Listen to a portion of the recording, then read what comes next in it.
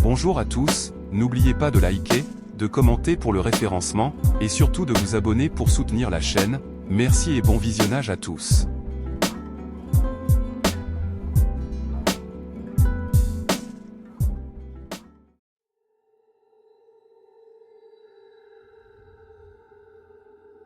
Aujourd'hui, nous quittons la sécurité du continent pour nous rendre sur une petite île au large des côtes bretonnes, une île que les marins locaux appellent l'île des âmes perdues. C'est l'histoire d'un homme, un certain Thomas, qui, en quête de solitude après une rupture douloureuse, a décidé de s'isoler sur cette île pour quelques semaines. Mais ce qu'il cherchait, il ne l'a jamais trouvé. Ce qu'il a découvert, en revanche, était bien plus sombre et plus ancien que tout ce qu'il aurait pu imaginer. Installez-vous confortablement et laissez-vous emporter par la marée des âmes. Thomas était un photographe en mal d'inspiration. Après une rupture particulièrement douloureuse, il avait décidé de se retirer du monde pendant un certain temps. C'est en cherchant un lieu éloigné, coupé du reste du monde, qu'il tomba sur une petite annonce mentionnant un gîte sur une île déserte au large des côtes bretonnes. L'idée de trouver la paix sur une île déserte, coupée de tout, l'avait séduit. Pas d'internet, pas de téléphone, seulement lui, la nature sauvage, et les vagues comme compagnons silencieux. Il arriva sur l'île par un matin brumeux, où la lumière du jour semblait peiner à percer l'épais brouillard marin. Le bateau qu'il avait déposé repartit aussitôt, le laissant seul sur ce bout de terre entouré par une mer infinie. Il avait été convenu que le marin revienne le chercher à la fin de son séjour.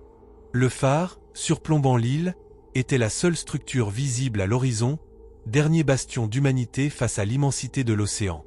En avançant, il vit le gîte qui se trouvait à une centaine de mètres, une petite bâtisse en pierre rugueuse, plantée comme une relique du passé sur cette île oubliée. La solitude l'enveloppait déjà. La première nuit, bercé par le rythme hypnotique des vagues, Thomas trouva un certain réconfort. L'île semblait paisible, la mer devenait une sorte de berceuse. Mais au matin, une sensation étrange le réveilla, comme si quelque chose d'indicible flottait dans l'air. En ouvrant les volets, il vit quelque chose d'inattendu.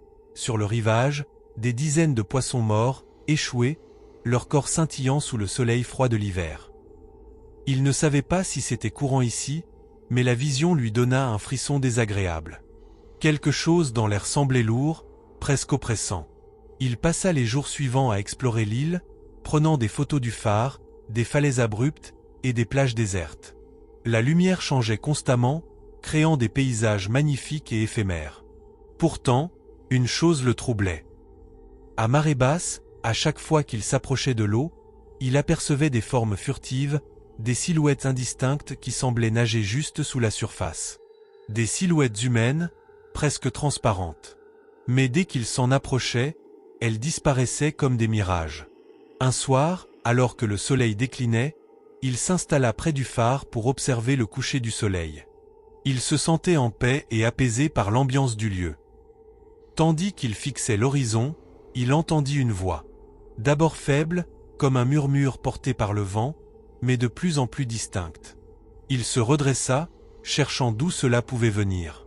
C'était une voix féminine, lointaine, presque plaintive. « Batan !» murmurait-elle, encore et encore. Son cœur s'emballa. Thomas tenta de se rassurer, se disant que le vent jouait des tours à ses oreilles, mais la voix persistait, plus insistante, plus proche. Il se leva d'un bond et se retourna vers le phare, où il aperçut une silhouette. Une femme, immobile, vêtue d'une robe d'un autre temps, debout sur la plage. Ses cheveux étaient mouillés, comme si elle venait de sortir de l'eau. Thomas la fixa un moment, paralysé, incapable de comprendre ce qu'il voyait. D'où venait-elle? Était-elle en danger? Puis, soudainement, elle disparut, se dissolvant dans l'air comme une vapeur. Ce qui suivit fut encore plus perturbant pour Thomas. Chaque nuit, à marée haute, les vagues semblaient se rapprocher dangereusement de la maison. Le bruit de l'eau, au lieu de le calmer, devint un martèlement constant, presque violent. Et toujours, cette voix, entrecoupée de gémissements, résonnait dans le vent. Thomas commença à perdre la notion du temps. Les journées lui semblaient interminables, et les nuits, peuplées de cauchemars dans lesquels il se noyait encore et encore. Une nuit, incapable de dormir et un peu agacé de ses cauchemars constants, il sortit de la maison pour aller vers la mer. La lune éclairait à peine l'île, et la marée était montée plus haut que d'habitude. Mais ce qu'il vit sur la plage le glaça d'effroi, des traces de pas, venant de la mer et remontant vers le phare. Des pas qui semblaient avoir été faits par quelqu'un qui venait de sortir de l'eau, mais il n'y avait personne. Le lendemain matin, tout devint plus clair, mais aussi plus sinistre. Alors qu'il se rendait au phare se détendre, il découvrit, gravé dans la pierre à l'entrée du bâtiment, un nom, gravé en lettres majuscules, Esme, suivi d'une date, 1823. Le nom lui était inconnu, mais quelque chose en lui vibrait à la mention de cette date. Plus tard, en fouillant les quelques affaires laissées dans le gîte, il trouva un vieux journal, jauni et rongé par le temps, caché derrière une bibliothèque. À l'intérieur, un récit, celui d'un gardien du phare, datant de 1823, qui parlait d'une femme nommée Esme. Elle vivait autrefois sur l'île avec son mari, le gardien précédent, mais un jour, alors qu'elle se promenait près du rivage, elle disparut sans laisser de traces. Le gardien avait supposé qu'elle eût été emportée par une vague, ou qu'elle s'était volontairement jetée dans la mer, son esprit devenu fou à cause de l'isolement dû à l'éloignement de l'île avec le monde extérieur. Mais le journal ne s'arrêtait pas là. Il parlait aussi de son retour. Peu après sa disparition, il avait écrit que des marins avaient rapporté avoir vu une silhouette sortir de l'eau les nuits de pleine lune. Certains avaient même entendu ces murmures, un appel désespéré, qui les conduisait inexorablement vers les rochers, où ils trouvaient la mort. Thomas sentit une sueur froide glisser dans son dos. Cette femme, Esme, était-elle la silhouette qu'il avait vue sur la plage? Était-elle la voix qui lui disait de fuir chaque nuit?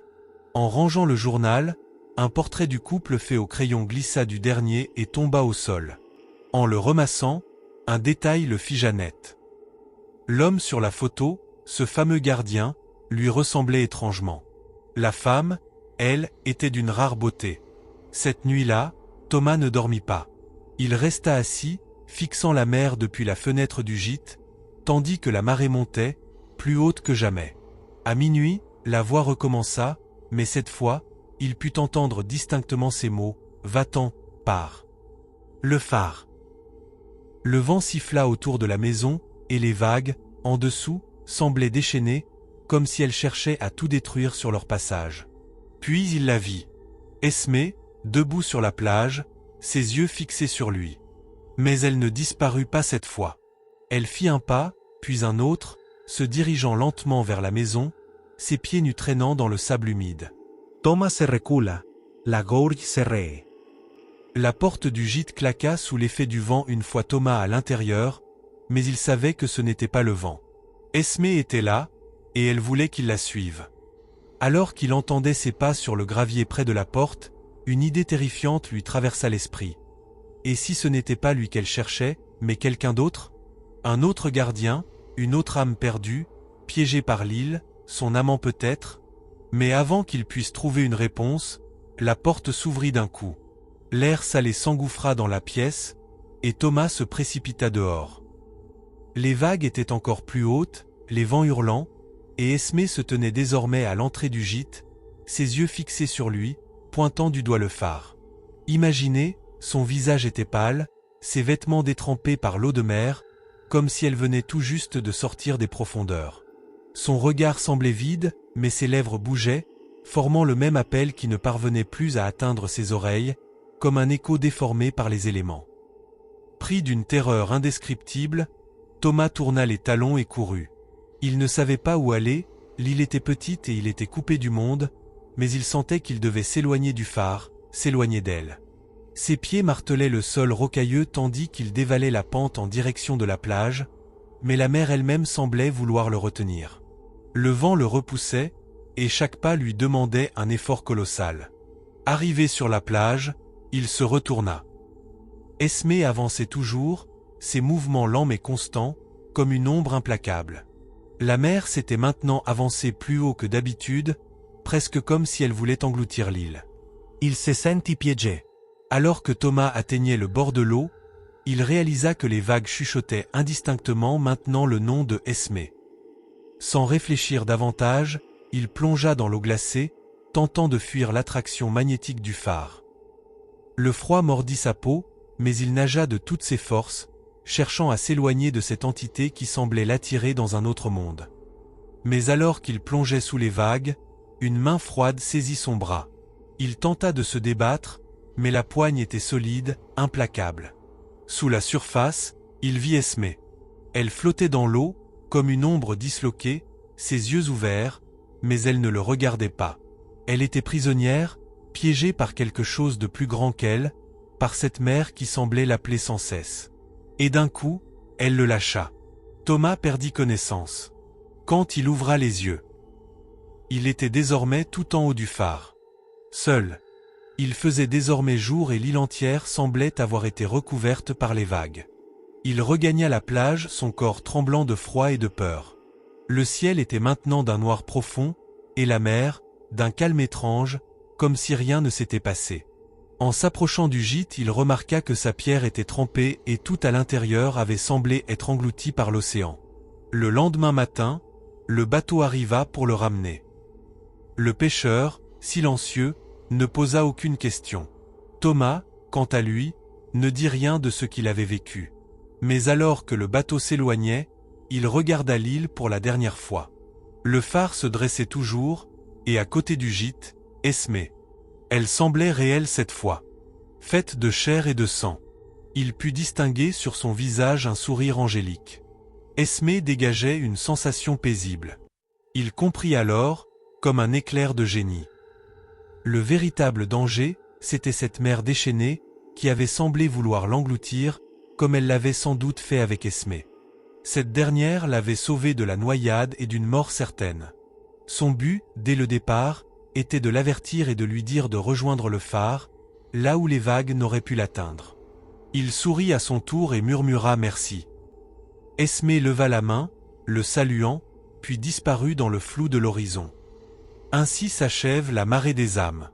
Une histoire qui nous rappelle que certaines forces de la nature sont plus anciennes que l'humanité elle-même. Cette histoire relevant clairement du surnaturel, a changé Thomas à tout jamais. Reconnaissant envers cette âme en peine, il a voulu retourner sur l'île des années après.